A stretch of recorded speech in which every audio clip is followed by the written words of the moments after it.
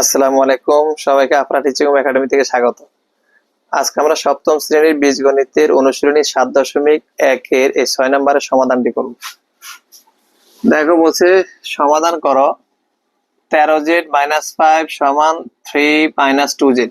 এটাকে আমরা সমাধান করব। দেখো বা আমরা লিখতে পারি 13z, এটা দেখো এই জেডটা মাইনাস আছে, ডান বাম পাশে পার হয়ে গেলে প্লাস হয়ে যাবে, প্লাস 2z। আর এখানে 3 ছিল, এটা দেখো -5, ডান পাশে পার হয়ে গেলে +5 হয়ে যাবে। এটাকে বলা হয় পক্ষান্তর করে, পক্ষান্তর করে লিখে দিতে পারো।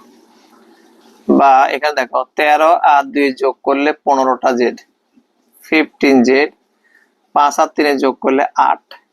বা দেখো এখানে অর্থাৎ জেড এর সাথে 15টা গুণ আছে, ভাগ এখানে আসবে, বাম পাশে আসলো।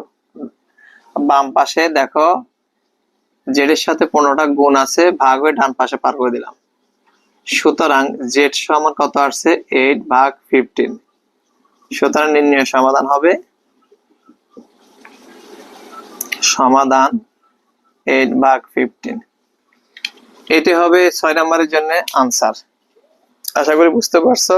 আজকে এই পর্যন্ত, অন্য কোনো ভিডিও নিয়ে হাজির হবো। ততক্ষণ ভালো থাকো।